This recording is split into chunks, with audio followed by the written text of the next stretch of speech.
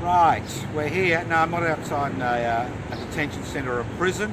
This is actually near this is the CBD of Melbourne, near the corner of Collins and Spencer Street. And just behind me is the Age, the building that bankrupted a newspaper. So what am I here for? Well, today I'd like to speaking about reclaiming the radical spirit of the Eureka Rebellion celebrations, which I'm involved in organising for the 3rd of December every year. The 3rd of December is Eureka Day. 165 years ago, on the 3rd of December 1854, 120 poorly armed miners in the Eureka Stockade were overrun by mounted police and British troops from the 4th, 40th and 12th Regiment. About 50 were killed, the rest were dispersed, and the Victoria Police continued to massacre miners and supporters for the next 3 to 4 hours. So why is it important? It occurred 165 years ago. Why do we spend the whole day in Ballarat from 4 a.m. to 10 p.m. every 3rd of December? Why have we been doing this for the last 18 years?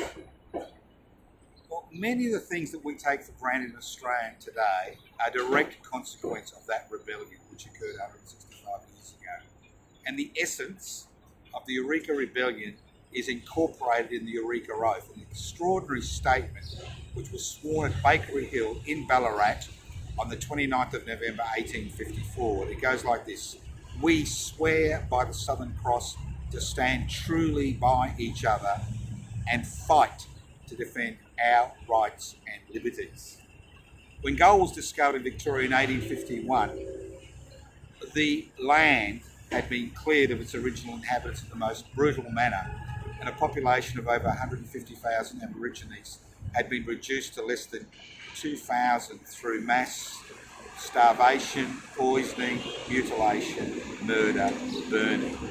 People who'd been here for 60,000 years were dispossessed, and the whole of Victoria was owned by 700 squatters who'd killed all these people in order to rear sheep, to export wool to the satanic mills of the Industrial Revolution in England. In 1851, when gold was discovered, the squatters were concerned that their poorly paid labourers would go off to the gold rush, and a decision was made in the Legislative Council to tax every miner. Instead of taxing the gold that came out of the ground, they would tax every person who'd be mining. Now, mining for gold, especially alluvial gold, is a little bit like buying a tax lotto ticket.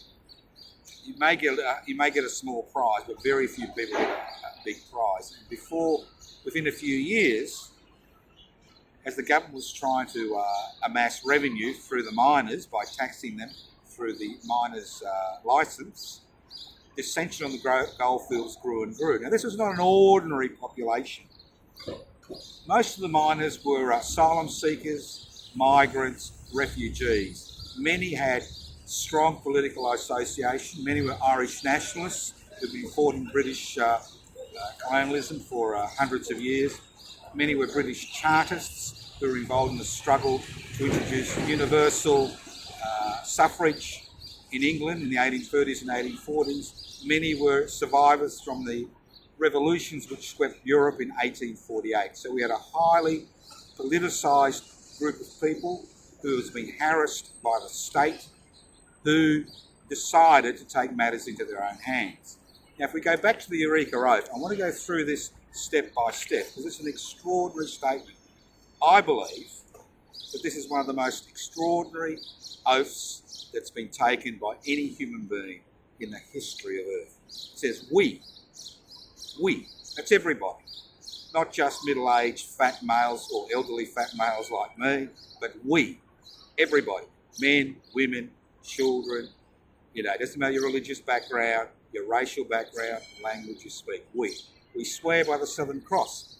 Many people think the Southern Cross is a religious analogy. It's not. When people came to Australia to create a new life for themselves, many of them lived in tents, or most of them initially lived in tents, and when they looked up in the sky, they saw the Southern Cross. You cannot see the Southern Cross in the Northern Hemisphere. So it actually delineated the fact that they cut ties with the old world and were trying to create a new society, free of the hierarchical, divisions and class divisions of the old. We swear with a Southern Cross to stand truly by each other. That's the word for solidarity, to stand truly by each other. It's people coming together to fight for their rights and liberties that achieves those rights and liberties. So they stood by each other. We swear to stand truly by each other and fight to defend our rights and liberties.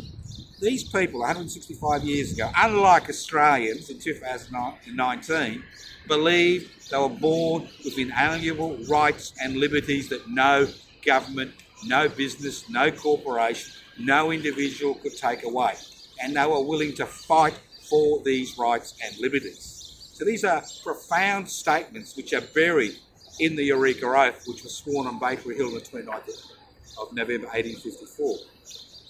Now, when the Eureka Stockade was overrun, this was just the beginning of the struggle. It was just the beginning of the struggle, because all Victoria's military colonial forces were in Ballarat and the rest of Victoria was up in arms. There were mass meetings, protests across the state, and the state had arrested 13 people and tried them for high treason in 1855. Each one of those arrested was released by a jury of their peers and paraded through the streets of Melbourne. And let's not forget, the first man that was arrested and tried for high treason was John Joseph. He was a black American slave from New York who'd come to Victoria to seek his fortune. He was the man who killed Captain Wise, the deputy commander of the British forces on the Eureka battleground. And he was acquitted by a jury of his peers, and he was chaired by thousands of people in Victoria through the streets of the Melbourne CBD, because the Supreme Court is just up the road at the corner of William and Lonsdale Street. So as each one of these 13 men was acquitted, the government decided to incorporate the rebels into the system. And within 12 months, two of the leaders of the rebellion, Peter Lalor and Humphreys, were both members of the Victorian Parliament. Could you imagine that? If I was involved in an armed insurrection against the Australian government, I'd be in jail for the rest of my life if I hadn't been shot on the day. But here, in 1854, the rebels had an input in government, and every demand made by the Ballarat Reform League, which was the organisation which was set up on the 11th of November 1854 to represent the interests of the miners at Ballarat, was incorporated in the Australian Constitution, in the Victorian Legislative Assembly and Council, including universal male suffrage without property qualifications. An extraordinary turnabout. Now, obviously, there were radicals in the Eureka Rebellion who didn't want to be incorporated into the movement, and they set up an alternative parliament 100 metres, less than 100 metres from the Victorian Parliament, at the corner of Exhibition Street and Burke Street at the old Northern Markets. And they held assemblies there for 10 years, pushing a radical agenda, having members elected to the Victorian Parliament, and making Victoria one of the most progressive states in the world in the 1870s, where citizens enjoyed more rights and liberties and services than anywhere else in the world. And this was a consequence of the Eureka Rebellion. And over the past 40 years, we've seen many of these rights and liberties and services removed under the deregulation, privatisation, globalisation, corporatisation tsunami which has swept across this country. But back to the Eureka Rebellion. What were the pillars? What were the essential elements of the Eureka Rebellion? Direct democracy. Decisions were made at monster meetings with 10, 15, 20,000 participants. Delegates were elected. Delegates were given specific mandates to negotiate with Governor Hotham and his government, the land authorities. They would come back to the mass meeting, report back, then the mass meeting would decide whether they accepted the delegates' report or not. Direct democracy in action. The people involved in decision, making a decision. The next pillar, which unfortunately has been forgotten as various unsavoury elements in Australian society take on the Eureka flag as some type of symbol of a division and racism. The Eureka Rebellion was an international rebellion. People of all races, of all colours, of all religions took part in that rebellion. Men, women, children took part in that rebellion. Once the firing had died down, women jumped the Eureka stockade and draped their bodies across complete strangers who had been bayoneted to death by police and soldiers at the end of the battle to protect them from being bayoneted to death. The women were involved in making the Southern Cross, the Eureka flag, and involved in the design of the Eureka flag. And just in case you're interested in trivia, the Eureka flag is actually made up of women's petticoats. Now, getting back to the internationalism, John Joseph was a black man. There was also a chap called Kingston, I think, from Jamaica, another black man. One of the 13 tried for high treason. Fonan, the lemonade salesman, was a Jew from Prussia. He lies buried in the mass grave in Ballarat. He paid the ultimate price. So you've got people from everywhere, of every religion, of every race, of every colour, joining together. It was an international struggle. So you've got direct democracy, internationalism, then you've got direct action. What is more direct than taking up arms and fighting the state to protect your rights and liberties? What is more direct action than that? And then the last element, the last pillar of the four pillars is solidarity. People came together, irrespective of their differences. Unlike Australia in 2019, where we quibble amongst each other based on our differences in sexuality, gender, race, religion, nationality, culture. In 1854, they overcame all those decisions and all those divisions and saw who the enemy was. Today, in 2019, we quibble amongst ourselves constantly, and we allow those who own the means of production, distribution, exchange and communication to continue to dominate every aspect of our existence. In a time of no wage growth, high debt, housing affordability issues, we continue to serve Mammon. We forget that we are born with inalienable rights and liberties. And the reclaiming the radical spirit of the Eureka Rebellion celebrations is to rekindle that flame which gives us as activists the energy to continue to struggle for another year in this unequal struggle between power and people. Because ultimate political authority in a democratic society doesn't lie in Parliament, it doesn't lie in bureaucracy, it doesn't lie in the corporate sector, it doesn't lie in the state, it lies in the hands of a united, informed population. And the people in 1854 in Ballarat and the rest of Victoria were much more informed about what was happening in their country, in that area of the world. They didn't have telephones, they didn't have telegrams, they didn't have internet, they didn't have Instagram, they didn't have YouTube, but they were much more informed about what was happening because they were actively involved in the struggle to change the way they were treated and the way they were living.